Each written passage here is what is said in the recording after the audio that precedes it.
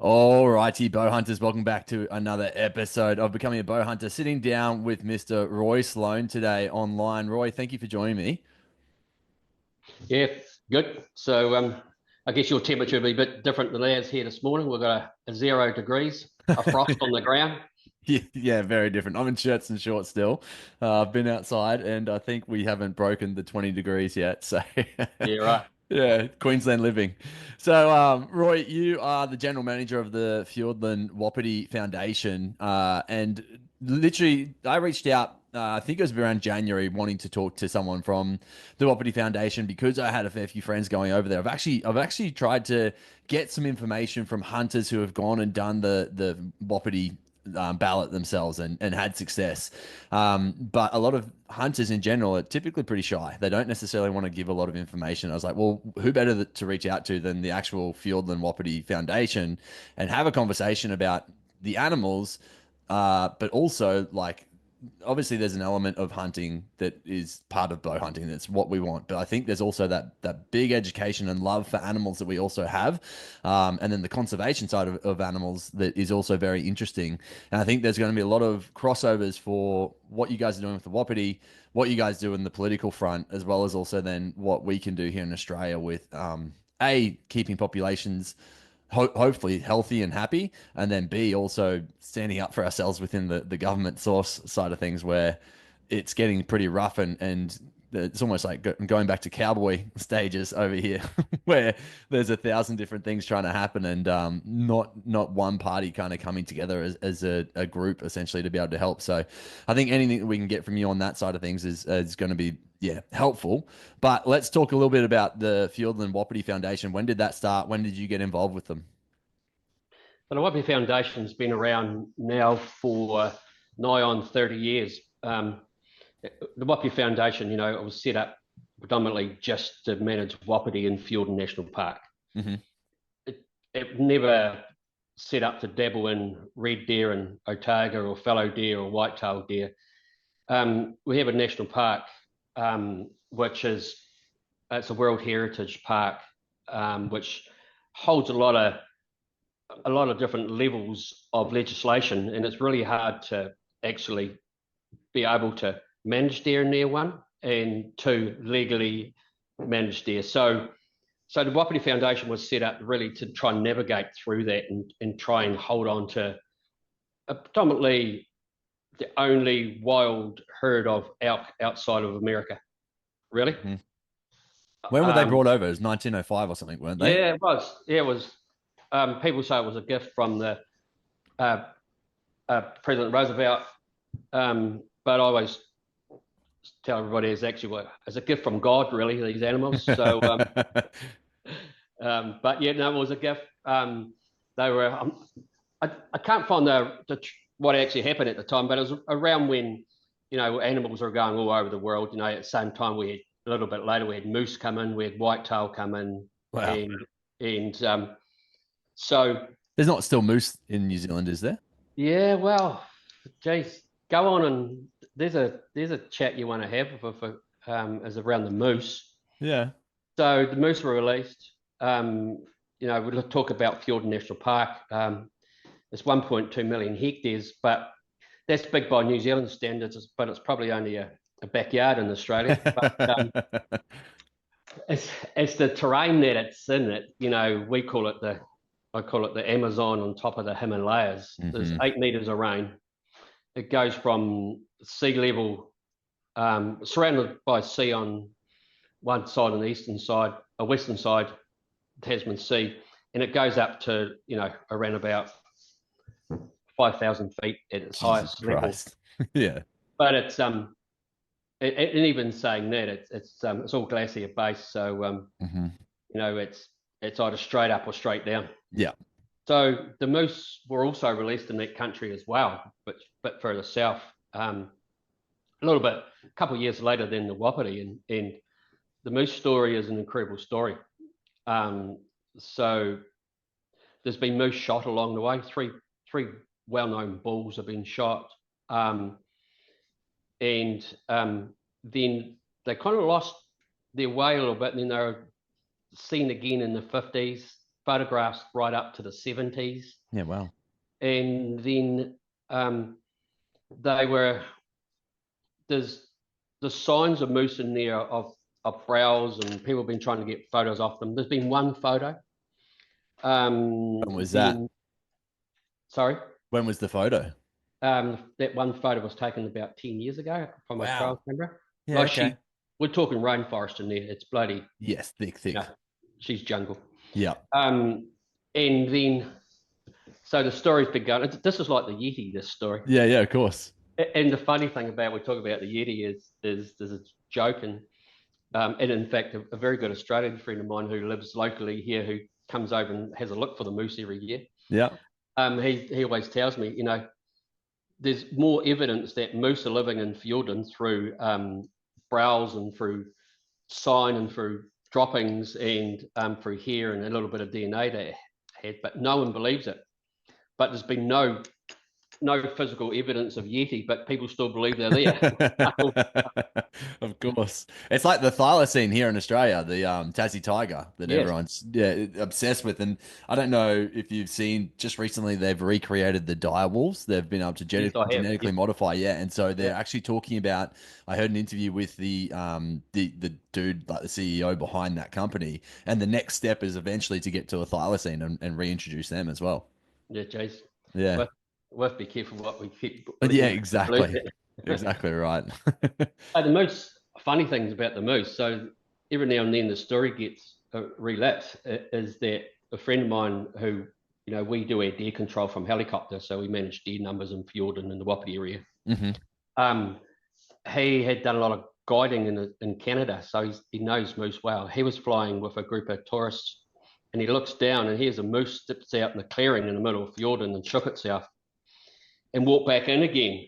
And he come back and told everybody, and it was in the paper, and people called him a dreamer and talking bullshit and stuff like that. But so that's kind of died down. Yeah, wow. There was a Canadian vet um, 3 or 4 weeks ago come out, and so we're in Tiano here. To get to the moose, if you wanted to walk to where the moose are, you're probably talking to get there a couple of weeks walk. Yeah, wow. It's a good air's flight from the helicopter, but so the moose have a habit of popping up in funny places over the years. In the 60s, there was one popped up in a golf course way down near a small township. But anyway, this Canadian vet was just only 20 minutes walk from Tiana, and he's walking down the track, and he looked out into the clearing on the river bank, and he said he saw a moose back on, and people challenged him, and he said, "I'm a bloody vet from Canada. I know moose when I Yeah, see like a back of moose my hand. Yeah, with a definitely. moose." So it's been ignited again. So That's crazy. I had no idea. Like, I'd never even heard of it being a thing. And obviously, I mean, I've been doing the podcast for 6 years now. I've had a lot of New Zealanders on, and no one has ever mentioned the moose. yeah, right, yeah. So a guy ecologist here, Ken Tunston Mhm. in Tiano, he's written a couple of books on the moose, Yeah, wow. and he tells the moose story, and he's the reason he was doing some work for red deer in the 60s, no, late 60s, early 70s, and he discovered some moose sign then. So he's Wow. been addicted to them since, and there's nobody knows more about the moose than Ken What's his name? Ken Keano, did you say? Tunston. I'll hook you up with Tungsten. him. Yeah, that'd be amazing. I'd love Yep. to have him on Good and have a man, chat. real Yeah. good man. Um, I Yeah, actually just recently listened to a podcast series that was created on the culling system in New Zealand. It was Deer Wars, and it's yeah, right. created kind of like it's like a podcast investigative series almost, kind of like what Serial and stuff like that is. But it was a really great series. It's kind of only 8 episodes, but it talks about the introduction of the culling program after the war and everything that Yeah, they kind of went through, and they were able to interview people over kind of a 5 or 10 year period. But it was people that were close on 100 years old reliving these stories and telling their experiences of going out and walking in the bush and just literally being dropped in the middle of nowhere and spending weeks on end just trying to shoot deer and having to drag them back and bring back tails and stuff like that. And then it turned into a meat program, and then it talks about all the helicopter systems and all of the stories that happens with that. It's pretty chaotic, and yeah, it's done well. But that's a good one for someone to listen to if they want to get caught up a little bit on the culling program in New Zealand. But in regards to the management side of things that you guys are doing over there, what does that look like? What are the herd numbers at right now? Do you do any tagging systems in the sense of collar systems, like watching them and collecting extra data? So I'll just touch on the deer war. So what happened with the helicopter side of the deer war is in the early, because this is quite important how we got started, in Mm. the early 2000s or late 90s. We had a helicopter guy who poached meat from an area where that 1080 had been laid. Mm. So it got into the food system, and of Oh. course, all our venison used to go to Europe, particularly Yep. Germany. So they discovered that head was 1080 residue in the meat, and our venison market crashed overnight, Wow. and it nearly affected our all our protein exports out of New Zealand, which are it's what the company sits on. So what happened is it stopped, and all of a sudden deer numbers started bouncing back. And prior to that, you go into Fiordland. So we're talking, let's say 25 years ago. You go into the Wapiti area of Fiordland, and you might hunt for say 10 days and might see one or two deer. Mm. Numbers were right down, but they bounced back really quick. And so how we got started is that the government understood that Fiordland was under threat by high deer populations, or were going to. And Yep. we had no mechanisms in managing deer, because the venison market was really our only tool to manage deer numbers in New Zealand, Mm. and by helicopter. So what happened there is that we said to the government, like, this is on the back of a postage stamp I'm explaining. It was a big political, Of big course, yeah. bloody A lot to battle, it, yeah. blood and guts everywhere. So what we done with, there was a small group of us said, look, we're going to start the venison market up again. And we were a large part of that. So the Wapiti area, Fiordland National Park's 1.2 million hectares. The Wapiti area is, say, 200,000 hectares. Mm. So we went in there with helicopter and started putting animals on the ground just to prove that we could do it. And then we started the export venison market up again. Yeah, wow. So that's kind of, the stars were aligned. There was a need to control deer. No one had a mechanism to do that. And we stood up and started doing that. And right from the get-go, I guess we talked about, we're managing the impacts the deer had on Fiordland. We weren't talking about managing Wapiti. And we kind of found a gap in legislation where we slipped in the back door, really. We started managing, we got signed over that we were able to manage that area for conservation and deer impacts. So, of course, the Wapiti area's got red deer numbers in there that were affecting the Wapiti. It's all hybrids. That's why we call it Fiordland Wapiti now, not just elk or Wapiti. Yep. So through the war, or through the deer war, similar talk, we manage deer numbers to this day, and we manage the impacts they have on conservation. So we call ourselves a conservation group, really. Yeah, definitely. But the spin-off is we're managing Wapiti. Yeah. So yeah. Yeah, it's pretty incredible. And I mean, it's the restarting of the venison trade. Like, I've been to Queenstown multiple times, and there's deer farms all around the place. Yeah. And they would all be exporting, I'm assuming, venison rather than doing it for velvet, right? Yep. Yep. Yeah. So Absolutely. pretty incredible to have to restart a whole industry. That's pretty amazing. Yeah. So we're huge in that, and to this day we've still played a large role in how that's done across the country. Yeah. In fact, so that's how the Wapiti numbers themselves, it's a hell of an area. You got probably 200,000 hectares, and if we look at maybe 30 to 40% is alpine. So above bushline, we're talking like tussock and rock really. Yeah. Then the rest is bush. So I guess conservatively in numbers, when we started, we thought there would be around about 6,000 deer in that area. And we think we've got the numbers down to about 3,500. Okay. So of elk or deer or mixture? Fiordland Wapiti, we call them. Yeah. Okay. So yeah.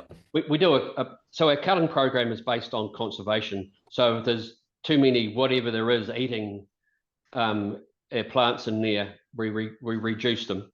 Yep. But ideally, we pick on the red deer numbers, and we pick on the inferior males. So a culling program is when we started, say there was 6,000 deer. The bad habit that wild animal control has in New Zealand historically, and I'm talking about deer wars and everything. Yeah. When there was a price on animals, they always took the heavy animal. So the heavy animal was male. Always the big one. Yeah. Yeah. So I know I'm kind of going off the subject a little bit, but this. No, it's fine. We need to make sense of it. Is that if I have 6,000 deer in there, because it's been managed by helicopters for venison and commercially done, it's the larger animals have always been the ones that have been recovered. So your population could be, say, 6,000, but that could be 4,000 females and 2,000 males, because it's males that are always removed for the venison industry, larger, and which is good for back pocket, but it's not good for conservation. So I always tell a story that if you've got 50 females and 50 males, every female of breeding age is going to get pregnant. If you've got 90 females and 10 males, all those females are still going to get pregnant and have babies. Yeah. And, so that's the truth of the story. So conservation was still getting hounded. So what we done is that, and also an unbalance of female males in a wild herd allows too many young inferior males to breed. Yes. So it's no good for you. There's no control in the sense of what goes on. No. So, it's just basic. We talk about, we pay a lot of money on ecology and biology, and basically deer have those things on their heads which are big knives. And the bigger your knives are, the more likely you're to win the fight. So, the bigger the trophy are, if you're not a big bull, you generally go away or not a big male deer, you go away and you feed up, get older, bulk up, and hopefully your antlers grow big and you're able to come back and breed.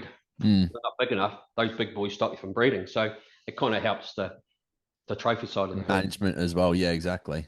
So we have a ratio where we like to say we would like 1.1 male to every female deer. So when we started off, some of the counts that we got back from hunters, and also what we see on the helicopters, we were seeing something like, on average, say, you might see 1,500 females to 300 or 400 males, and every male was holding a girl. Yeah. So every male was breeding. Doesn't matter what quality he was. So we've been working away, dropping the population. We talk about that 3,500 mark, dropping the population and also balancing the ratio. Yeah. So what hunters are seeing in the Wapiti area now is that they're seeing about one male to every female. Yeah. Okay. So you've really done the job. Yeah, done the job, and it's keeping it that way. So what's happening now is the antlers are bigger than they have been in 50 years. Yeah. Wow. And the impacts that those deer are having on the Wapiti area are less than they've ever been. And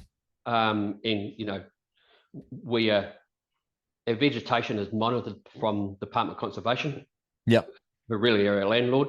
So that tells the story as well. So we're judged on the science of ecology of the plants. Yeah. And it's telling a really good story for us. So a long way around, there's about 3,500 deer and everything.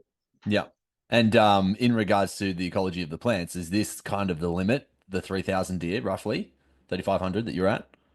Yeah, so it's there and thereabouts. There's Mm. probably, there's peaks and troughs. So some areas we've got to get down a little bit more. Yep. And you're always going to be working that. When you've got deer in large bush areas, hard to manage. So Mm. we're coming up with systems on how we do that around, trying to take lower numbers in the bush country as well as maintain the stuff on the alpine. Yep. So it was just not easy.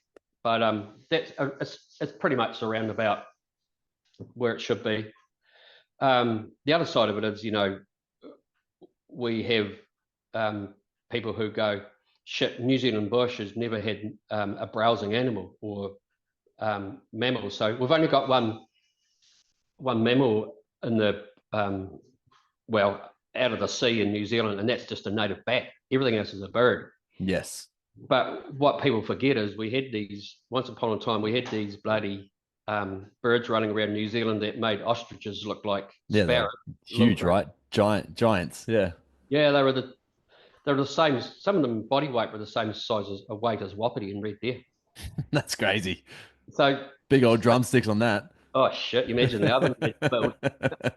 Talk about power. Yeah. Um, so, so we had these birds who used to be browsers. Mm.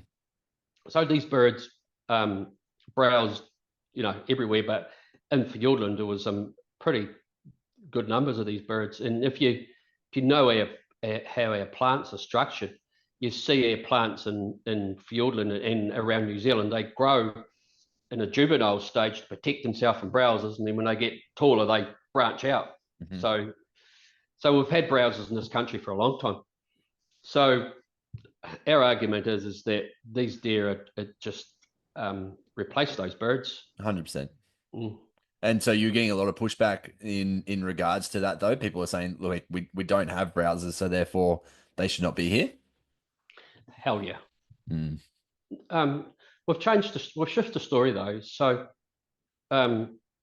what we've done, and the Wapiti have led this in New Zealand, we've changed the deer story in New Zealand big time.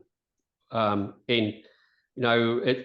a good friend of mine, Cam Speedy, who's a real well-known ecologist, he talks about the moa, and he always says that we've always had a browser in this country, and we've got too many deer in the area. But it's not about the deer; it's about how many deer we have. Mm. So that's a story we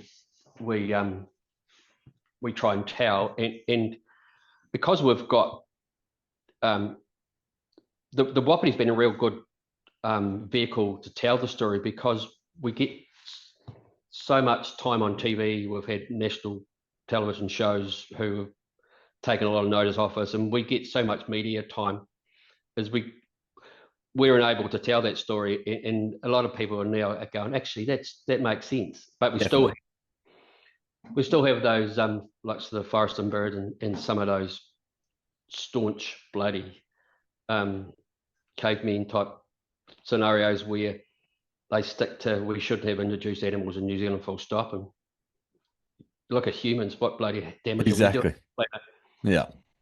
Yeah. Yeah. It's an interesting outtake, isn't it? And I get it to some extent. Like you look at something like the cane toad here in Australia and just how rampant they are now. But at the same time, complete eradication is just not necessarily, it's not going to happen. And if you eradicate a complete species like that by introducing another species, then what's the issue that's going to come from that? 100%. And you get rid of one, and we have the same thing in New Zealand. We have stoats, rats, and so forth. Mm-hmm. We have a problem where we eliminate rats, and the stoats have got no food. They turn more on the birds, and it's a real vicious circle. The other thing is people go, shit, surely we can. Deer are stupid bloody animals. We can get rid of them. I always read this article, and I talk to people about it, and I've adapted it to my language a little bit. Is we talked about back in the start of the world. I think they talk about 98% of all organisms or so forth have been extinct in the world. Or if you go back to the cave days where Neanderthals ate deer, I think 95% of animals have been extinct since then. Mm. They're still here and they're still doing bloody well. So Exactly. they're How not that dumb hard. are they? No, Yeah. yeah. Yeah. So talking about the Wapiti in particular, is there any purebred Wapiti still or elk still, or are they all complete hybrids? All hybrids. Yeah. Um, all hybrids. So what almost saw the end of the Wapiti story was around about 15 years ago. We have a group in New Zealand who thought that shit, we've got to manage these animals back to purity, and and common sense and science tells us that's bloody impossible. And Mm. we've always got that red deer problem or hybrid problem that you're not going to get rid of. Yeah. And you chuck Wapiti are pure elk are soft shit. You got them on farms around Southland, and people will stop farming them because they're very soft. They die very easily, and if you reintroduce them into Fiordland amongst those bloody street kids in there, they wouldn't survive for long. And That's so crazy to think, right? Like the harshness of New Zealand just because of the hills and whatever else and the weather, or because obviously America still has some pretty big country over there, but crazy that they just don't survive here as well. it's more, it's two things there is that, they big country over there, but it's wet. Mm, It's what kills people in Fiordland is the wet. yes, It makes, yeah. But it's the animals that are currently in there too. Why have we got hybrids now? We got hybrids because we had red deer release. So really, if we want pure Wapiti in there, we'd almost got to nuke the whole Fiordland and get rid of that red deer exactly. problem. Start fresh. But the other side is that when I talked about we had groups who thought we should have pure wops in there. They paid a lot of money and got some ecologists out from America who spent a lot of time spent time with them in there, and these guys come out of Fiordland and said, I think the best the best animal for that area in there is exactly what's in there. They've adapted. Adapted. Yeah. You know, they're a completely different species. They're tough. Yes. And if the great thing about hunting wapiti is that, or Fiordland wapiti is what we call it, is that there's never been any other introduced blood in there. There's never been anything got out of a farm or anything else. So exactly, they are what they are. And if you shoot a good trophy in there, a good Fiordland wapiti, it's not something that you're going to get anywhere else. No. Yeah. Exactly. Completely unique. And do they bugle or do they roar? Yeah, they do everything really. Depending on the day. It's like but like Saturday night at the pub, as the noise gets louder and it changes. But yeah, that you can get both out of like you can have an animal that looks like there's animals in there that look pure what look Mm. pure elk, and they can moan like a red deer, Yeah. Wow. or vice versa. But generally, what we've found since we've been managing the area over the last 20 years is that the bugles are getting more like bugles. Yeah. Wow. Yep. Yep. Particularly in certain areas where you don't have that big deep kind of whistle you get at the end of a what call, but some areas you're getting it. I did a show with a company in New Zealand called the Red Stag. Yeah. So, I've interviewed Andre Alapate before. yeah, right. So I did a show when they first started up with just with the producer, Yeah. and took him into Fiordland, and he had a couple of bad days, and so we left him in the tent and come back and got him, and he said, "How close we are to the sea?" I said, "Probably about 5 6 days walk." He said, "I reckon I heard whales last night." What it was elk inside the big canyons, Yeah. and they're a long, long way, and you get that whistle at the end of it, Yeah. Wow. wailing down the valley. He said, "I'm sure it was whales." So That's hilarious. we need to get freshwater whales. Yeah. Yeah. Yeah. Exactly. A few land Yeah. whales. So that's Dave Shaw. Dave won't mind me telling that story. Good man. No, definitely. Yeah, it's very interesting. I think I wonder if there's something to the size and the changing of what you guys have done in the sense of managing the herd that is bringing something to the voice box, and hence why they're starting to sound more like elk again now. It's an interesting story. You know, when a couple of things changed the future of the Wapiti herd. So people thought the Wapiti were dead and gone. They thought the red deer, because what had happened, there'd been no management in there other than helicopters going in there shooting shit for the venison market, uncontrolled selection of animals. So people were seeing red deer everywhere because those big white animals, you know, a lot larger, worth a lot more money, were coming out, and it was uncontrolled out of the venison market. So back in the late 90s, people have walked away from the Wapiti. And in fact, I remember the ballot in the late 90s. There was 130 people applied for a ballot where, you know, there wasn't even enough to follow the blocks. People had just really, you know, the numbers were so depleted. Wapiti were few and far between. So in 2004, I've hunted the Wapiti area for 40 odd years now, or over 40 years. I know what you're thinking. I must have started when I was about 2, but I just looked as young. The math didn't work out. Yeah, exactly. So I spent more time in there than most people. And so back in 2004, 99 years since they were released, I shot a Wap bull. And that Wap bull at the time was probably the best thing that's been shot in living memory. Wow. And he came out and people all of a sudden got pretty excited. Yeah. So we had what happened at the same time. I talked early on about the venison industry getting destroyed by that 1080 guy, 1080 beat. So this was all at that point in time.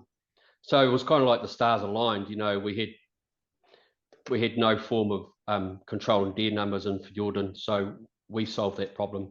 Also, that sparked the interest of the hunters and of the government and the Department of Conservation, but also the head that I shot reunited the hunters in New Zealand, going, "Holy shit, is there still things in there like that?" Yeah. So what happened from there is that we started really hoeing into the red deer, and it was something, you know, I went back at the time we sat there and we set some goals saying that, you know, what's success going to look like here?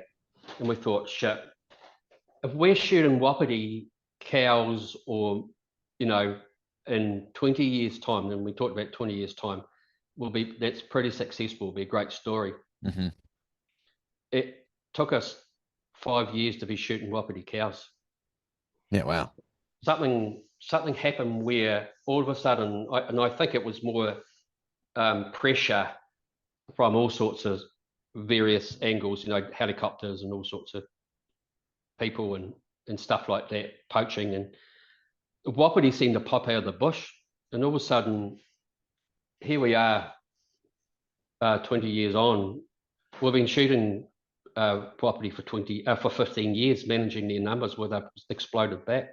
So I'm talking about animals that look like Wapiti, you know, they're predominantly white, short tails and all that sort of stuff. And I think we've suppressed the red deer, and the red deer are a more aggressive animal, and the Wapiti have just come back and have bred quite well, and they've actually spread quite well. So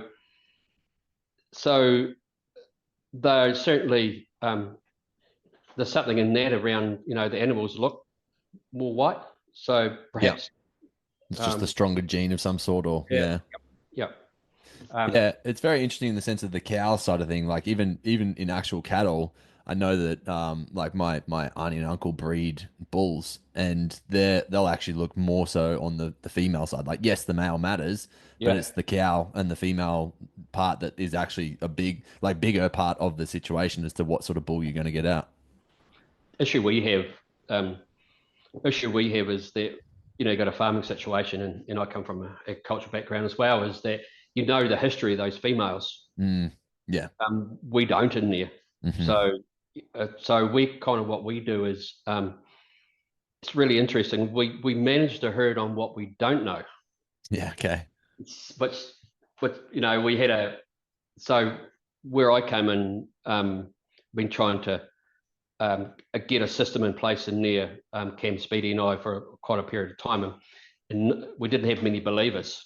Mm. So people who originally were managing those numbers from the start thought they could tell a quality of a head when it was a spiker, or a quality of an animal because of its genopheno. So, issue we have with genetics is we could have an animal that looks quite red, an animal that looks very wapiti, but when you do the genetics, they're pretty similar.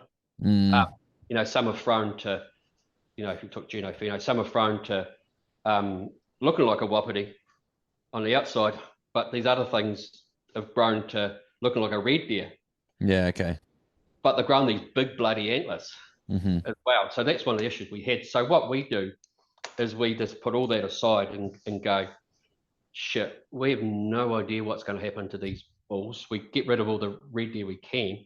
So we let them grow out to, say, they're around 4.5 years of age. Hmm. We start shooting them. We go, regardless of coat color, we go, is that a trophy? We go, yep. If that's not a trophy, we go, yep, it's not a trophy. Is it over 3.5 or 4.5 years of age? We go, yep. So we shoot them. Hmm. So, in regards to that trophy you're talking about, does it have the genetics, meaning bay, brow, tray tines, and then something on top? Is that essentially what you're looking for? Just good genetics, or also Yeah, so mass?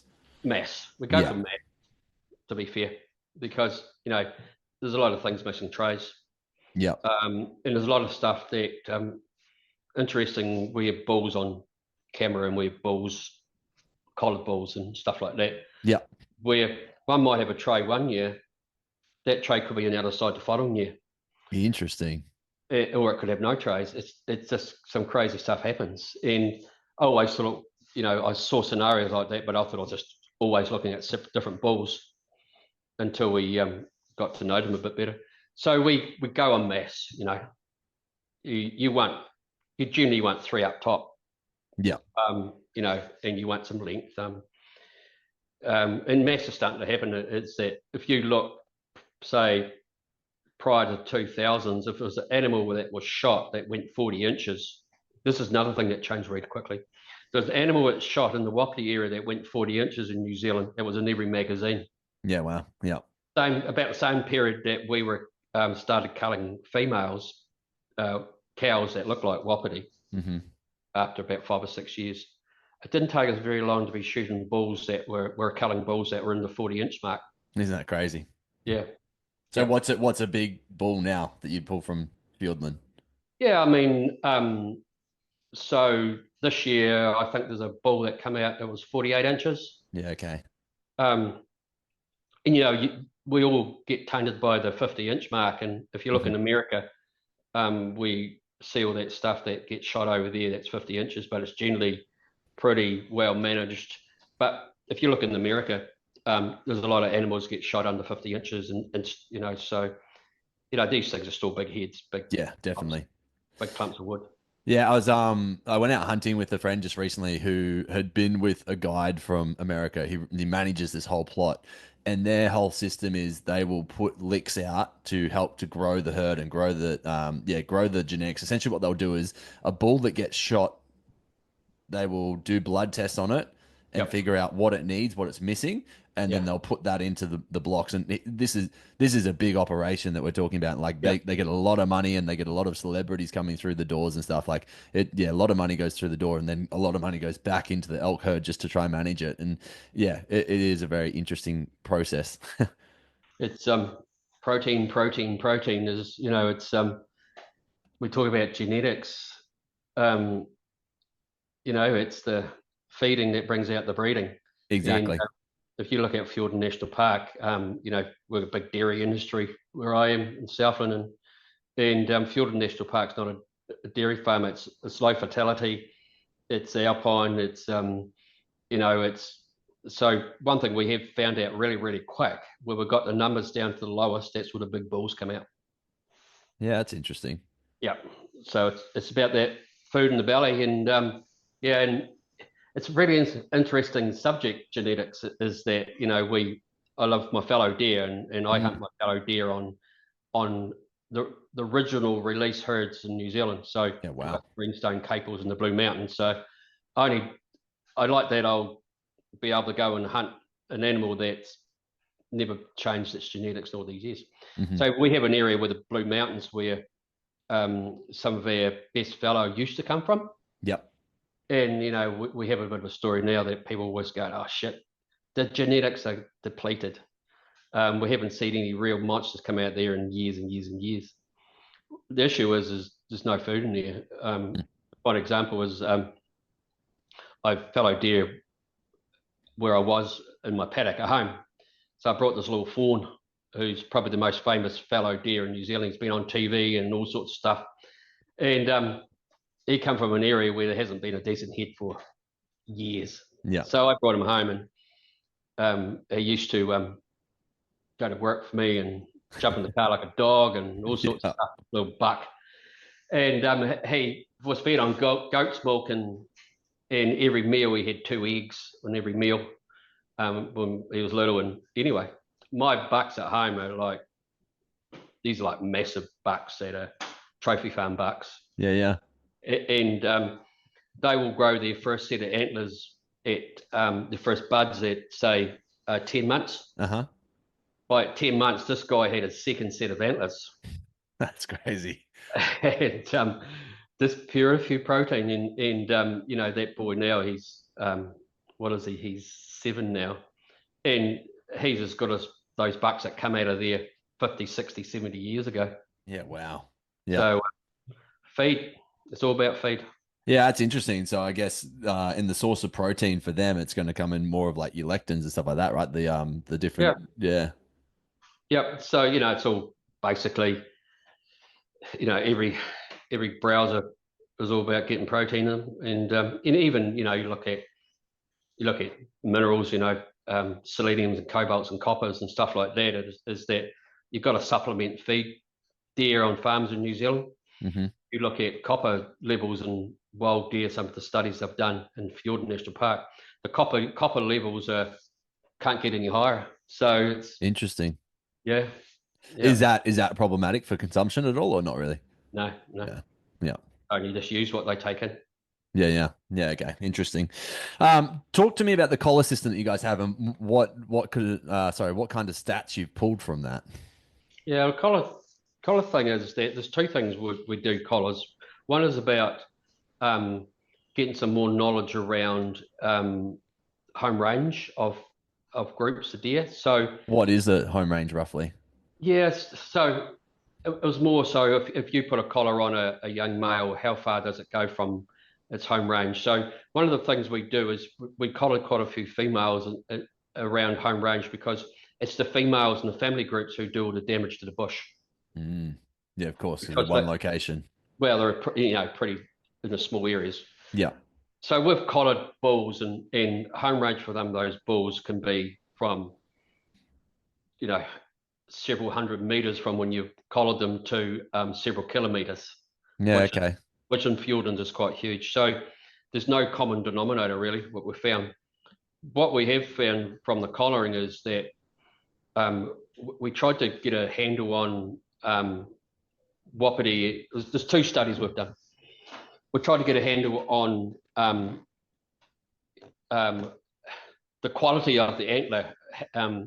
We have there's a young animal in Fiordland that predominantly looks a certain way that you would normally cull. Mm-hmm.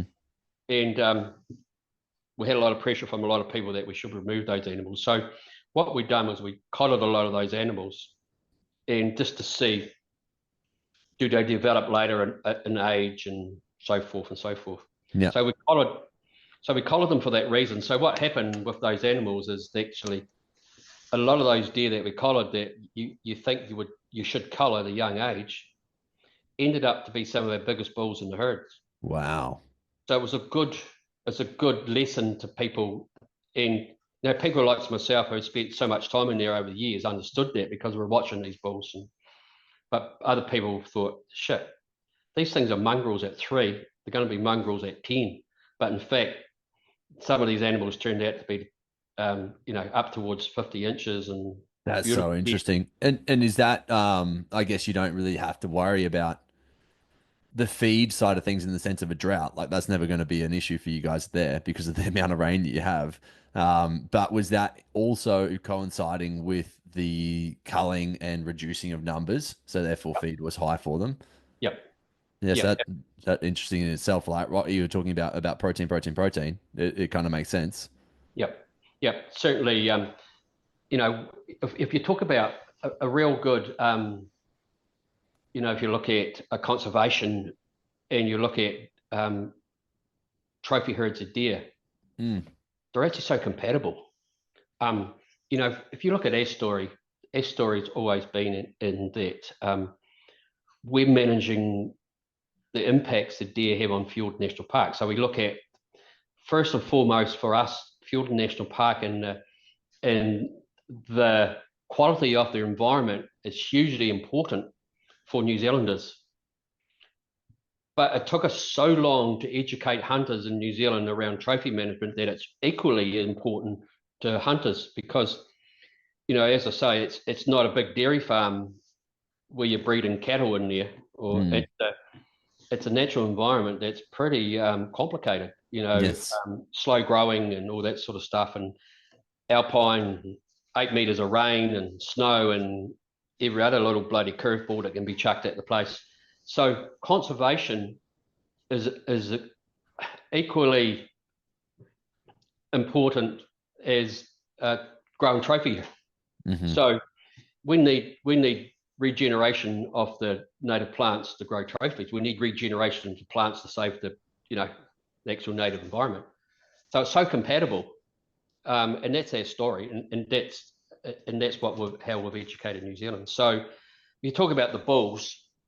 If you look at it, I think even in America they talk about bulls are 8 to 10 when they're peaking.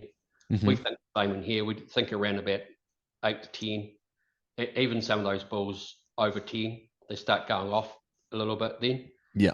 So that collaring was around trying to prove that our management that we're doing is the right management for the area. So low number, making sure that we get a herd that's 1.1 one male to one female, kind of around that ratio, and our herd average is, we need old bulls in the herd to stop these young mongrel things from breeding. From breeding, yeah.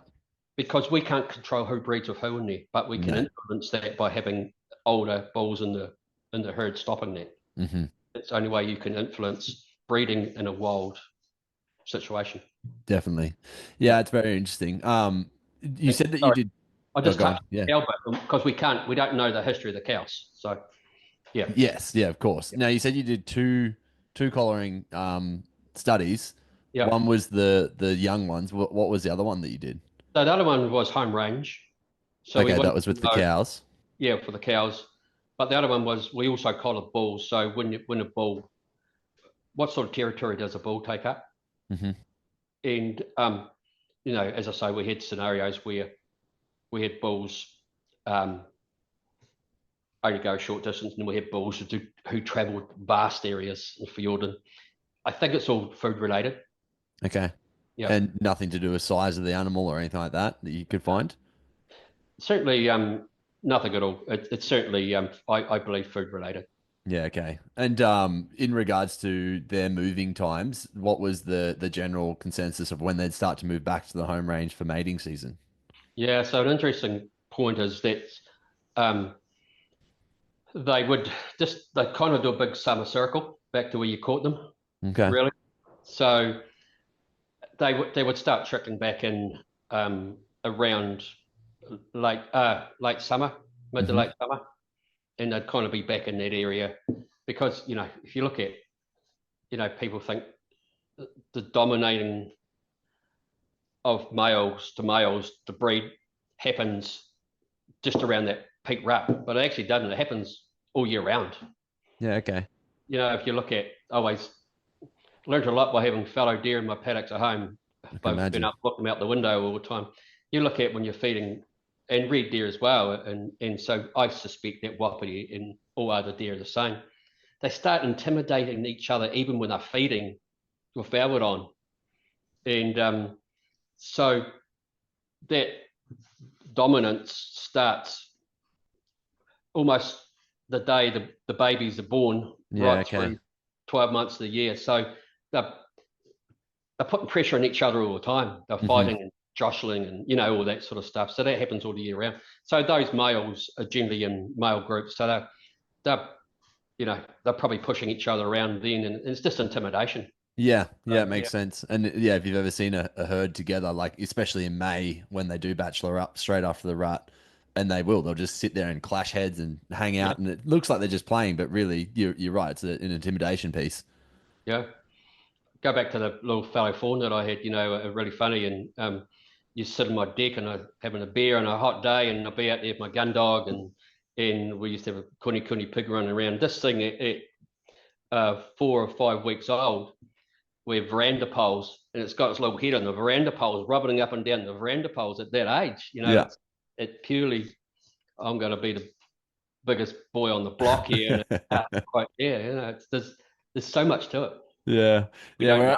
One of the places I used to hunt, they had a little rooster deer, and they actually neutered him because it was going to be a pet for forever. And he did the same thing though. He didn't have antlers, but he'd still just rub everything Yeah. in the shed with his all, and he's rubbing up against the couches and stuff you're on. It's so interesting to watch. Yeah, they're certainly they're born to do two things really, aren't they? Eat food and mate. Yeah, exactly. So, elk and red deer can mate. Sambar and rooster can mate, but fallow I don't think can mate with anything. Is that right? They can't crossbreed. Not that I'm aware of. On seeker and red deer can. Yeah. Um, Okay. yeah, certainly no. I have never heard anything with the fallow deer in my life. Actually, it was this year's rut when I went out for fallow deer, where I always thought that if they had a spike on one side and a proper antler on the other side, that it was a cull head. But they were saying that it's actually due to injury, and if they Yeah. get injured on the left hand leg, that it will be the right hand spike that shows, Mm. and it does it because of the energy goes into essentially fixing the healing. Does that happen with any other deer that you're aware of? I think it happens with all deer. All deer, yeah, okay. Yeah. So they get a foot injury on one side, it will affect the other side of the antler and so forth. But yeah, all deer. Very Yeah. interesting. Yeah. And so, in regards to the foundation and actually the ballot of going hunting for Wapiti, how does that work? What's the system? What's the Yeah. likelihoods? Yeah. So as I say, at the moment, the last group are in there at the moment. They'll be coming out next week, 150 people. So our ballot is released to the general public in August. Yep. So people can go online to the Fiordland Wapiti Foundation, fwf.net.co. fwf.net.nz. Just jump on Facebook and look up the Wapiti Foundation. You can find us pretty easy. Yep. And everything on our website. So that's released. The ballot's out in August. So people apply for the ballot. There's a fee to apply to the ballot. And then when the ballot's drawn, there's enough spaces through the rut for 600 people, 400, wow. 4 times 150. Yeah. And those, once you win a ballot, there's a fee as well. Yeah, of course. Which all goes into management of the area. Yeah, amazing. And how big are the blocks that you kind of allocate for each person, and how does that allocation work? Yep. So there's 25 blocks. So you can actually apply for any block you like. So you can apply for one, or you can apply for the whole 25. You choose what you want to do. Yeah. The blocks, interesting. So each block has 6 people in. So that 6 people could be 2 parties. Yeah. Or it could be 1 party. So one of the issues we have when there's 2 parties, people who haven't been in there end up, they want to go somewhere where the other party wants to go. So there's always kind of a battle. So this is kind of going to answer your question, how big the blocks are. Yeah. So even recently we had people having debates on where they want to go, and they always ask us to intervene, which we say no. So this group particularly and they're multi-day runners, multi-day athletes, these guys, and they all wanted to hunt the same area. And I said, look, just flick a coin and then you can change over halfway through. Yeah. They come out and saw me afterwards and they went, yeah, I see what you mean by the country being big. We didn't even see each other for the whole 10 days. Of course, yeah. So, you know, you may be in a valley, one valley, side of a valley, and you glass the deer on the other side. It might take you a day and a half to climb down up to it again. It's so crazy. Yeah, so it's steep and it's great. It's fantastic. Bloody good style. You if you don't scare yourself to death at least once in every trip, or think you're going to die of bloody overexertion, you've done something wrong. Yeah. And is it all helicopter in, helicopter out sort of hunting or walk in? So 60% of the block, you've got to walk from the boundaries. Yep. So it might take you a couple of days to get to where you want to hunt for a start. Yeah, well. But some areas you can fly to. Yeah, okay. And called a wilderness area, so you can't protect it. So. Yeah. And so based on the fact that you've had so much experience in there, what's some general tips and information that you would do based on, okay, well, I've now got my block. What are kind of the things you're looking at on a map to try to decipher this is a good hunting spot or not? This is where I think the Wapiti would be, just to try set, I guess, people up for success if they're going in for their very first hunt on the Wapiti. A couple of things is that, you know, the first thing I always tell people is make sure you're bloody fit. Mm-hmm. That's the first thing I always do. And always talk about the Wapiti. The Wapiti are a package deal. The Wapiti are in Fiordland, where it's kind of what happens to Wapiti hunters who keep coming back time and time again. Wapiti are the reason that Wapiti bring people to Fiordland. Mm. Fiordland keeps people coming back. People fall in love with the country. Yeah. They always say, look, you know, it's funny, you start talking to Wapiti hunters who come back time and time again. They talk about getting their ass kicked, climbing some bloody mountain range or getting washed out of their tent, or cares ripping their tent to pieces, or this or that. And then they go, oh shit, we saw this good bull too. It's generally they start talking about the good bull last of all, because it's an adventure. It is. It's funny how sadistic it is at the same time, though, right? Yeah, it is. It's quite fun. It keeps it going back. Yeah. Yeah. But so, and clothing as well, you know, people overpack because they, you know, you got all that rain, and they take heaps of gear that they never use. Mm. So really having knowledge around what you put in your pack. You know, I mean, this is something that I just came up against in this red deer rut. I got drenched, and nothing that I had was suitable for the weather that we had. And it was like torrential rains at time, and it was more like what I think New Zealand would be like. So, what do you guys do for wet weather gear? Like, what is there brands you'd recommend? I know there's a lot of New Zealand brands that kind of come out with their different variations, but yeah, what do you kind of find it works well for rainy days? Yeah, I mean, you make sure you, without naming too many brands or anything, but make sure your coat. What I find at the moment is, and I'm always, if you go to the Fiordland with me, first thing, and you haven't been there before, first thing I do is I tip your pack out. Yeah. And I always talk about boots and talk about wet weather gear. Mm-hmm. So what's happening at the moment is there's a lot of lightweight coats coming out. Yeah, like the real shell doesn't breathe, plasticky type stuff. Is that what you're talking about? Yeah. Well, no, you get some good breathable stuff that is equally light as well. You get some real good lightweight gear. Okay. People always tell me they pick that lightweight gear up and take it to Fiordland, and we're talking the rain repellent on it is really high. Mm-hmm. You know, we're talking 20,000 or the 30,000, whatever the issue is. When you get in the Fiordland and you get those big wet day downpour, there's no security in that light gear. You're better off carrying a little bit of weight with a raincoat. Yeah. I did some gear design with a group called Stony Creek. Mm-hmm. and we designed a Wapiti coat. Yeah, okay.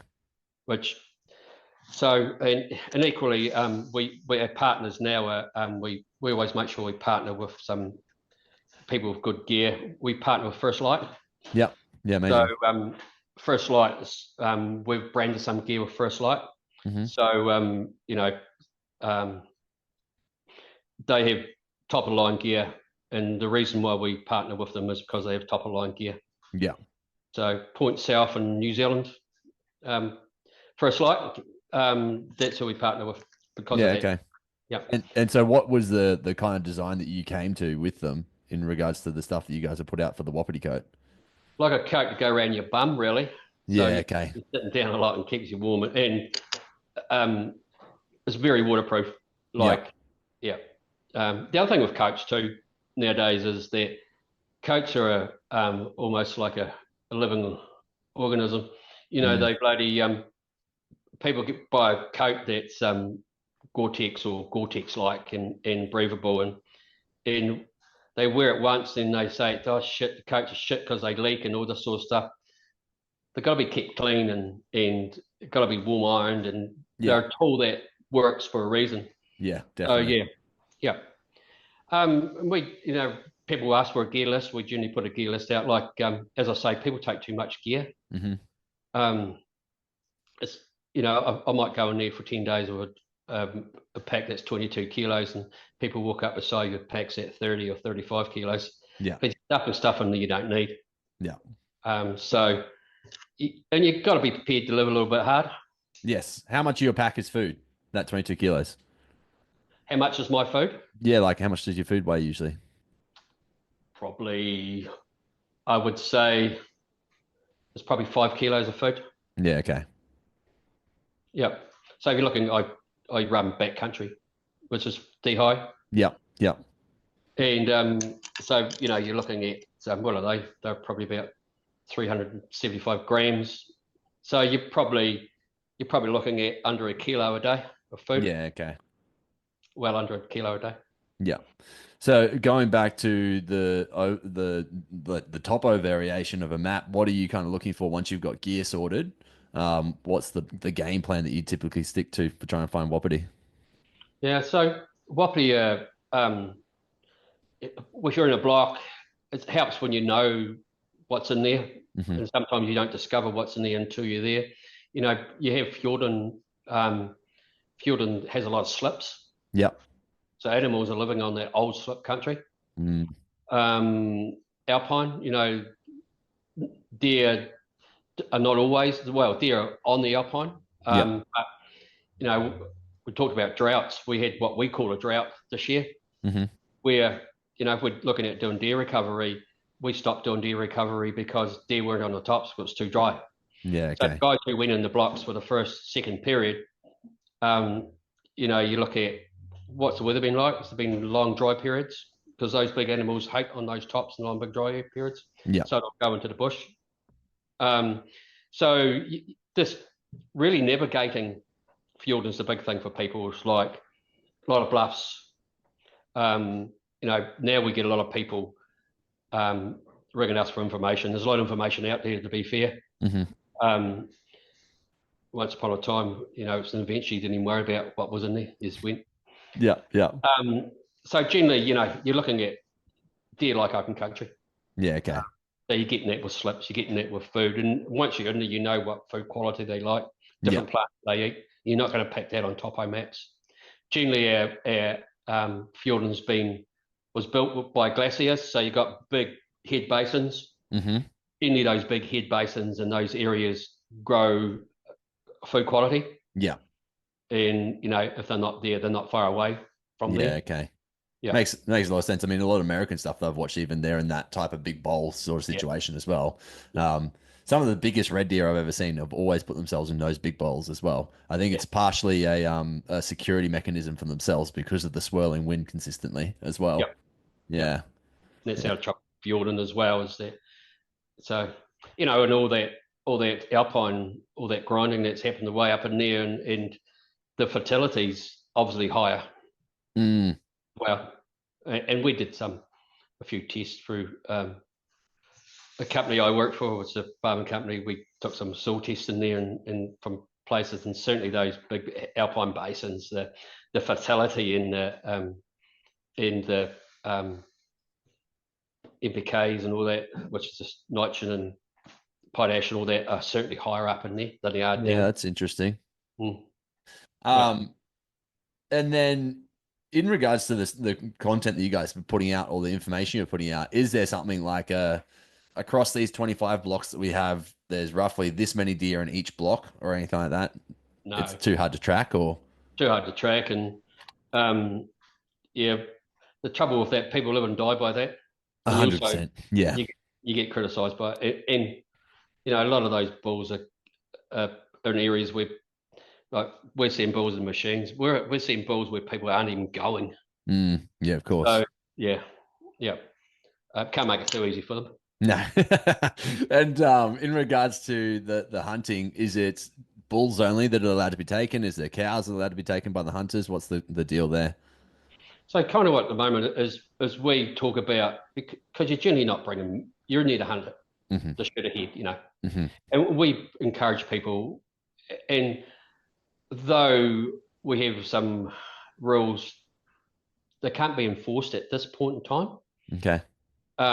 It's like anywhere else in New Zealand, she's bloody free range, but people respect what we're doing, and they tend to want to do the right thing. So we talk Yes. about aging of animals. So all what we, you know, we have a briefing before everybody goes in, and it's basically we talk about age. Yeah. You know, you got these good bulls that are coming out around 3.5 years of age that are going to be world beaters at 8 that get, you know, don't shoot them. And so we kind of try and teach people how to age animals and stuff like that. Can you give us a quick rundown of how you go about that? Yeah, generally, so, you know, if you talk to somebody like myself who's probably seen more wops than most people put together, it's not easy. Mm. Even with red deer and all that, it's not easy. And you know, we talk about pedicle heights, Yeah. but pedicle heights can be confusing as well, because sometimes you get heads with a lot of curl around between your pedicles. Yes. So that's, we talk about that. I always try and simplify it for people. Is that I start from this. I always go, you know, we get a lot of bull shot that are just rubbish. If you're going to go in to hunt wapiti, have in your mind's eye what a trophy's like, and we know what that is. It's Hmm. something that's 40. It's got good tops. It's got good brows and trays and all that. That's the stuff you should be concentrating in aging. All that other stuff, don't even waste your time on it. Yeah. Let us do that, because a lot of that stuff's probably young animals. That's sort of mistakes happen.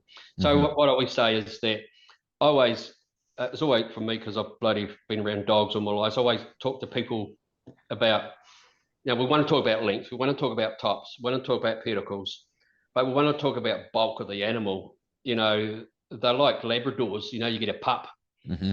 a little fat pup, and he all of a sudden he gets leggy, and he gets, his body is tucked up in the ribs, and its chest isn't very deep. And as they get older, we talk about things like they bulk up in the chest, they get big in the neck, they get Hmm. long in the head, and the back end takes a long time to catch up the front end. So we Yeah. talk about bulk of animal. But I always talk about habits. What happens is, if you want to go into Fiordland, one of the reasons why those young bulls get shot, because they're as cocky as hell. They'll come into every call, they'll be out in the open strutting around. And, you know, for example, I had guys telling me that, oh shit, all these young bulls are strutting around with the cows, and so there was no big bulls around. And so they shot a young bull. What, unknown to them, and I know exactly where they were, and I knew what was in the bush with them. The big bulls are in the bush. What's happening there is people are getting confused with all those young bulls, that the young bulls are dominating and got the breeding rights. It's those girls who choose to breed, who they're going to breed with. Mm. So I got some fine examples on video where there's been a lot of cows, young bulls, and we're talking about age here, and we're talking about habits. Is that those young bulls have been, big bulls have been down tight in the bush. I've got cows on video where I've gone to the big bull and visually seen the big bull on video cows get mated, come straight back out with those young bulls again. Hmm. So don't be fooled by those young bulls who are strutting around out in the open, puffing their chests out, thinking there's no big bulls around. They're there somewhere. They might come out after dark. They might come out in that last bit of light, like. Yeah. So habits of the animal was a big thing as well. Yeah. Didn't get old from being dumb, did they? Nope. Yeah. They're not. So I mean, talking to the habit side of things, something I didn't ask you before that I probably should have is like in regards to the herds, is there any consistency that you're finding around this April period of what they're doing and how many you'll typically see in a herd and things like that? Yeah, certainly. You certainly see your male population. What was that? Sorry, You certainly your male population become very visible. Yeah, okay. If that's what you mean, you tend to. I do know, for example, some of those males where you see them. So if you look at the fourth period, first period, Mm-hmm. you might see a male who's been out playing the mating game for a couple of weeks before you get in there. That male might turn up somewhere else, miles away at the fourth period. Yeah, wow. So, back in the day when we didn't have a fourth period, I used to spend a lot of time in there in the winter. Mm-hmm. And those bulls could be, as I say, returning back to their home range. And they could be mating somewhere else. So they come back. And so the fourth period guys may see animals that are high up in the alpine. Yep. Returning home. So with the first period guys, a lot of noise, second period guy, a lot of noise, and then things sort of change a little bit. Yeah, okay. That's interesting. And so they're moving on obviously to try and breed again. Is that the thought process there that they've bred most of the females they need to in the area and so they're trying to move on to find something else? Yeah, there's probably a little bit of that, Yeah. but a lot of them returning home too when cows have stopped cycling and stuff like that. And I Yeah, guess okay. on the way home, they'll probably have a scrap or two if there's a cow on cycling or something like that, I suspect. Yeah. And how long does a cow cycle for? I think, is it every 21 days or 28 days, something like that? But they're not only cycling for like a small window, like 24 or 28 hours or something like that. Sorry, 48 Yeah, hours or something. yeah, I think so. It's not a long time. Yeah, okay. Yeah, Yeah, it's interesting. yeah. And then in regards to the cows during that time, like, oh, actually, what sort of calls are you guys doing to try and attract anything in? Is it just all cow call stuff, or are you doing bugles? No, I certainly myself, I've always cow called, Yeah, but I certainly, I don't use the American buglers or anything like that. I have a call that's personal to myself that I keep whipping a hunk of Lux, or vacuum cleaners, or Lux as we called them in the south, yeah, about bloody 400 meters long. That's what I call through. yeah, And what you find in there is because you've got a variation of calls, people seem to be dogmatic of the call they try and make. mm, What you find is you hear just about every variation of a call from, you've got hybrids, you've got wops, you've got genetics right across the board who make different sounds. One thing I always found is that if you go into an area where a particular animal can get used to a particular animal, so they're not answering to a call. And so if you go in there and you're just calling same, sometimes they'll get immune to that call. yes.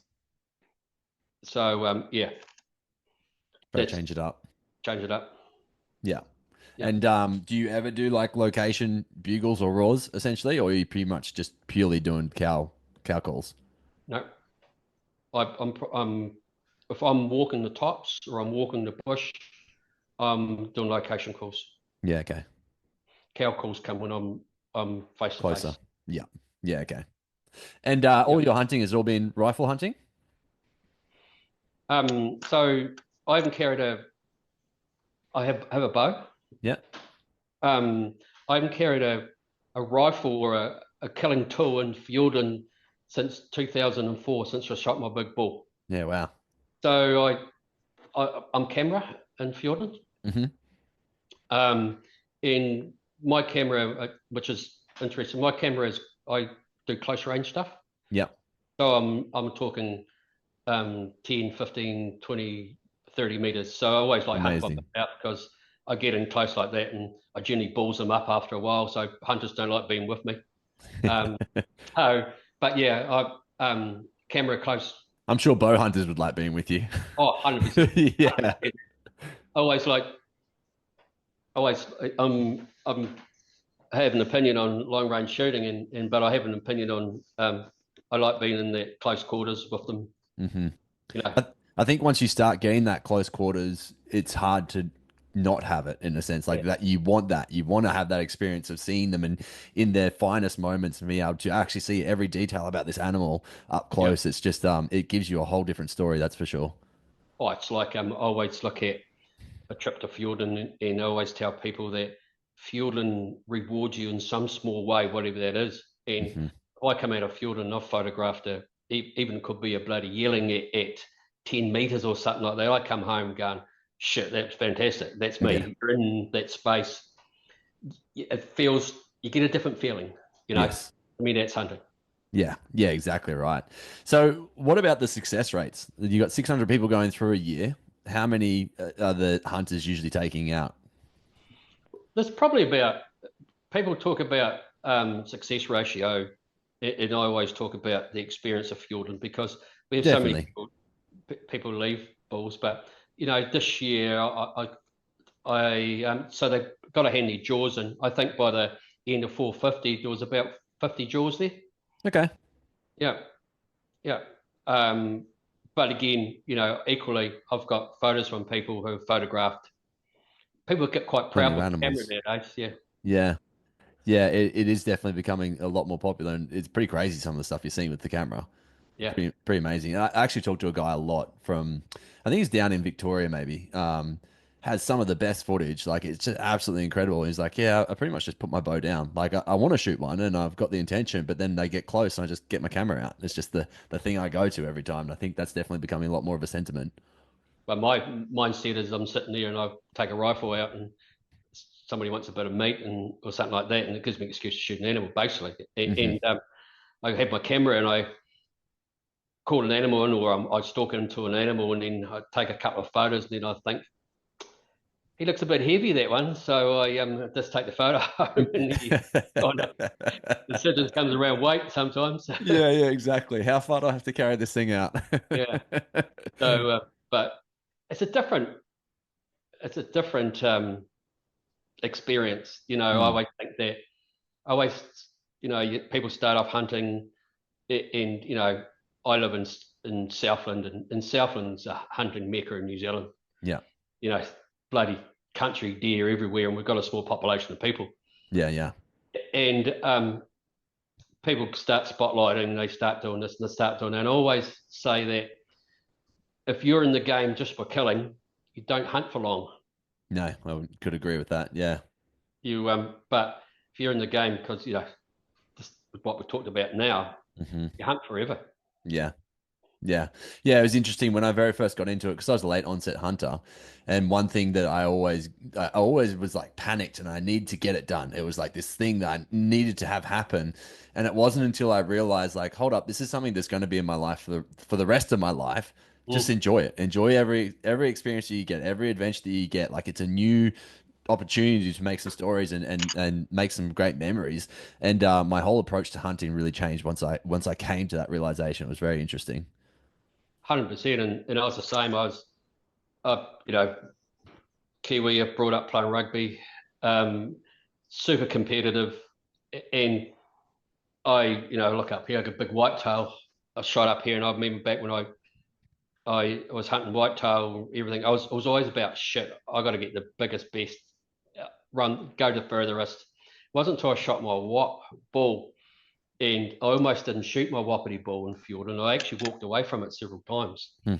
and because it was always a part of the journey, and it wasn't to Mm. that time that I went to shoot him and went, holy shit, my experience in Fiordland is going to change here, and from that day on, the competitive, the shoot heads went away from me, and shit, I've enjoyed hunting more ever since then. You know, Yeah, that's very interesting. yeah, just I just yeah love animals, love being around them, love getting in close and and understand bow hunting and why people bow hunt. Definitely. Yeah, I think and I mean especially to bow hunters, I'm sure it happens for most hunters, but I think you can generally say like most people who are out and amongst these animals, they're complete animal lovers. It's not the opposite way. Like maybe if you, like you said, if you're just in it to kill things, then yeah, you're going to be short lived. But they're not the people that we're talking about. It's, yeah, most hunters are typically complete lovers of animals. Yeah, 100%. They're all generally got dogs at home or something at home, or Hmm. so absolutely. Yeah, talk to me about the political side of things, and more so like the food bank stuff that you guys have done, and how that's kind of been integrated into what you guys do with Fiordland. So, so if we look at just a couple of things, then is that one thing the Wapiti Foundation and myself being general manager, I get bored quick, so always looking for new things to do. But every time we do something, it's about um, raising the profile of hunting. And we always say to the team, and always everybody knows in New Zealand what I think. I think that if we're successful, everyone's successful, Yeah, and that's about image nowadays. We look at about if we talk about environmental footprint in the world, how it's on every newspaper, every news bulletin. We're talking about the environment somewhere. That's also about conservation as well, and it's mm, all kind of hand in hand. And as we go along the journey, there's more pressure coming on us from non-hunters. So look in New Zealand, for example. I look at our political weakness around New Zealand is as non-hunters were generally urbanised and live and operate away from cities and stuff like that. But when it comes to political power, it's those big cities. So one of my objectives and also one of the foundations is that we want to be seen as good people in helping people in cities and engaging with people in cities. So we've done a number of projects to do that. And it's not one thing, yes, we're doing these projects because it helps the profile of hunting, but two is actually they're good bloody projects to be involved with. So, definitely. Yeah, if we look at our venison in Fiordland over COVID, um, all the venison markets collapsed and no one could do anything with deer, but we still had to manage deer numbers in Fiordland, hmm, regardless, whether we're culling them or retrieving the meat. So what we done, we brought the meat out and we put something like 18 tonne of venison into food banks around New Zealand. it's incredible. And shit, the kudos we got from that and um, I guess, how we got noticed by people in funny places in New Zealand was incredible. So from that story, people started coming to us to hear our story Mm. um, and our story and our story is more than what people see. It's about managing an area and which is one of the most hardest areas probably on earth to manage deer and Yeah, the sweat and pay and the passion that goes into that from a core of people. So we have a venison market, and generally most people just try and flog venison off and wherever they can sell it.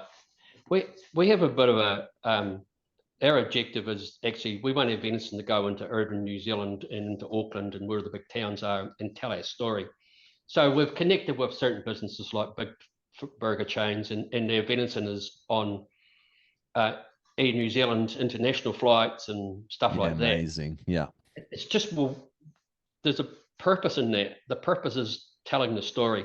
hmm, And we've got a good story to tell, and that's about conservation. But as I talk about conservation, how friendly that is with grown trophies as well. They work so well together. yeah, So our vulnerability is New Zealand Inc., whereas all the people who get told our hunting story by non-hunters, and that non-hunting story can be detrimental to hunters and mm, hunting and deer. hmm, They tell the story about deer being bad and all this sort of stuff. So we're out to change that story, and a great way to change that is a project that we're doing at the moment with food banks. Is we're engaging with a group of people that have never engaged with hunters before. Yeah. It's opening doors for us to enable. One is to do that cool project, feed people who can't afford to be 100%. Yes. protein. But the other thing is that it's another vehicle to tell our story as hunters. And we've made sure that what we do is genuine. Mm-hmm. And, us engaging with food banks is genuine. It's not really, I guess the fries and Coke on it is opening them doors and being able for us to tell that story. So we're always looking at opportunities like this to put hunters and hunting in their true light. It's almost innate, right? Like it's the original provider, the original form of providing. And so you're going back to that, the roots of providing. The other side of it is that enables us to tell this other story is that, in fact, I'm just finished an article before I come on line to chat with you, is that I'm talking about the deer story in New Zealand, is that we have an issue in New Zealand at the moment. The deer populations are exploding. Mm-hmm. Yeah, we've got the same thing here. And, there's mechanisms in place that hopefully will help that. And deer are becoming the baddie or the bad egg in this story, mm-hmm. where there's two things.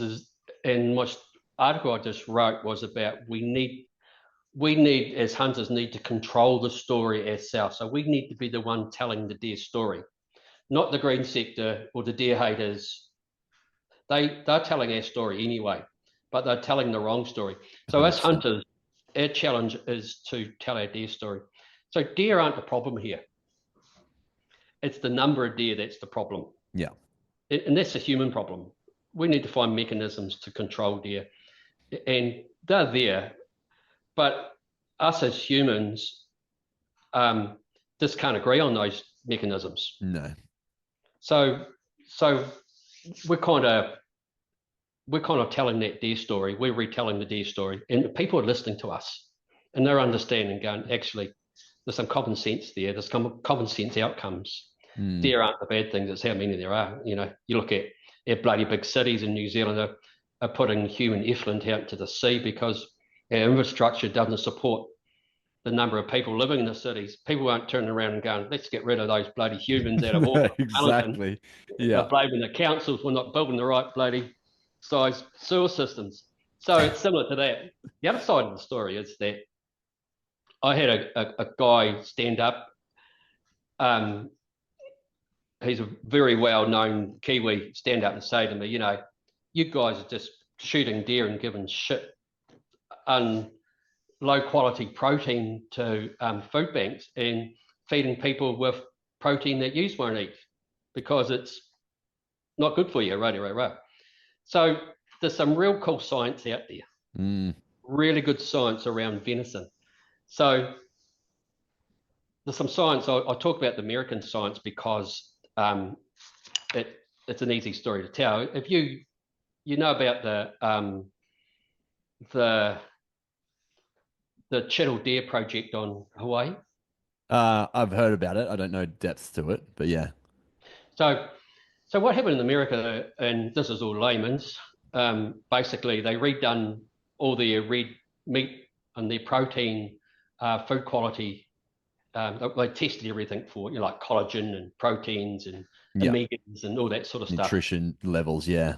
Yeah, and how what's the best bit of protein for humans. So they wanted to get some protein from an area that had no human inputs like fertilizers or any human inputs. So they went to Hawaii and one of the islands that these guys are taking the Chittle deer on, because they shoot them and they export it back. They kind of do what we do in the Wapiti area. Yeah. And they're exporting that venison back to America. So they sent some of the stuff to these guys and they tested it and they went, holy shit, this can't be right. The protein levels, the collagen and all this stuff is just so much higher than anything else. So the moral of the story there is that we had already done that with our Wapiti and Fiordland. Yes. And we've got it to a point where we can't quite tell the story. We need to find a lump sum of money to finish off the story so we can actually put it on our label. But the story, the science tells us is that the animals that we are harvesting out of Fiordland and out of conservation land in New Zealand in general is such a high quality of food quality for humans to Of eat. course. So the story I like to say is that it's not what we are eating, it's what they're eating. Mm-hmm. So anyway, so this story I've been told to describe the food banks. So I was in a group of foodies who run food banks around New Zealand, and there were 60 people there. And he stood up in front of them and said that we're putting inferior product in. And I told him the story. He sat down and jumped on his phone. I think he might have Googled it and looked up, and he stood up and he apologised to me. How good. He said, shit, I didn't realise that our food banks are probably getting the highest quality of red meat available. And the hardest product for a food bank to get in New Zealand, I guess it's worldwide, is protein. Protein. Yeah. Yeah. So he apologised, and so now, and this is the article I just wrote, is I talked about we've got to control our story. Mm. So anybody who listens, hunters or non-hunters, if I can pin someone in the corner, particularly the non-hunter, I tell them about the food quality story and the deer story and stuff like that. Yeah, I love that perspective change. And I think you kind of said it before, hunters can be hunters' worst nightmare in the sense of what we're putting out, especially with social media and the abilities of being able to show the world. But unfortunately, the gore and the grip and grin shots and stuff is the thing that goes up. And I get it, like being a hunter, it's something that you're like, hey, I've just worked my absolute ass off. But then for the non-hunter to see a grip and grin of some sort, that's where it almost goes to the whole persona of a hunter of what they think it is just the kill versus they don't get to see the backstory or anything like that. And No, don't.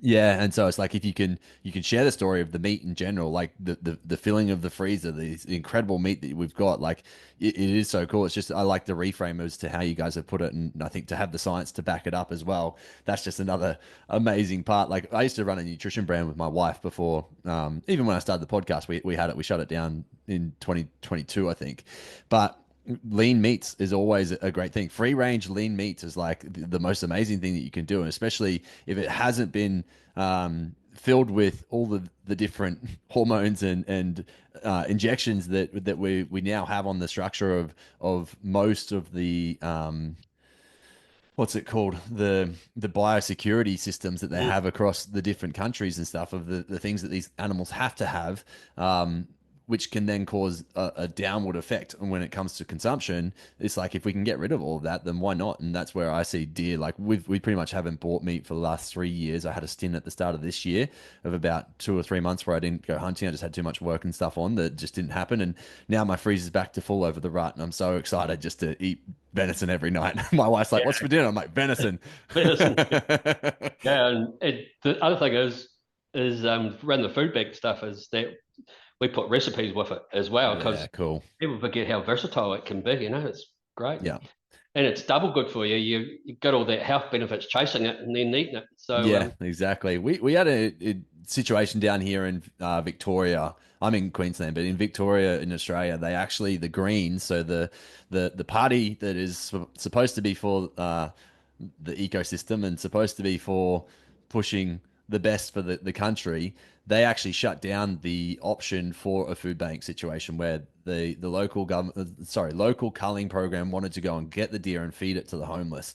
And they're like, no, it's too unsafe because it hasn't gone through the biosecurity system. So they shut it down, which I think is just absolutely bullshit. Like the way that they're trying to control hunting here in Australia, it just seems like they're trying to control the food source.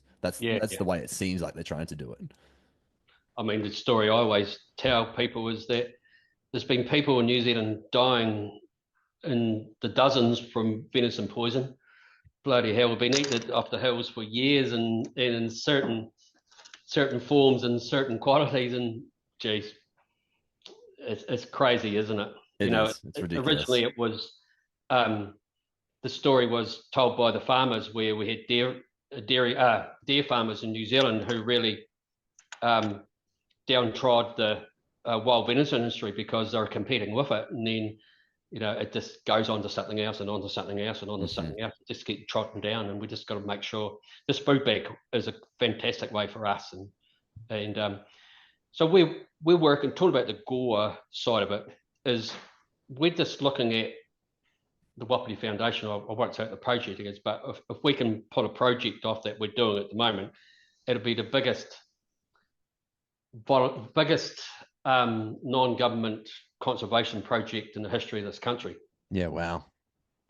So we're dealing with some big sponsors over it, and it's one of these projects that people will just love. Companies will love being involved with. It's such a cool project. Mm-hmm. Talking about helicopters and deer and bloody mountains and all that sort of stuff. Yeah, amazing. World. Yeah. So I did a show called Country Calendar. Mm-hmm. It's the second longest running show in the history of the world. Yeah, wow. Behind Coronation Street, but it's also it's the highest rating show in New Zealand. Yeah. And it rates higher than the news. Yeah.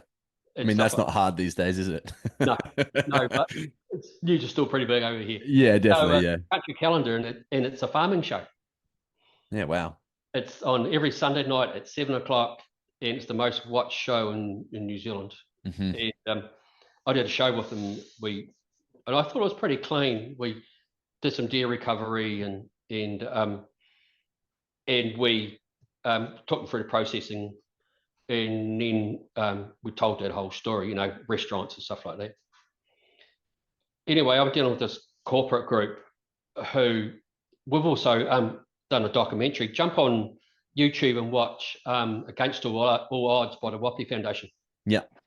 It's a show I've done with NZ Hunter guys. Yeah. So we've done that. So I said to them, well, watch Country Calendar, all these group of corporates who are looking at sponsoring. Anyway, the response from me from watching Country Calendar, which I thought was a really, really nice, clean, no blood show, was they were quite astonished. But the documentary that we seen, they just love it. But yeah, their response on the show that was on national television. So we can't be too careful what we do and how we do it. And that gore and stuff is that we like it, but a lot of other people don't.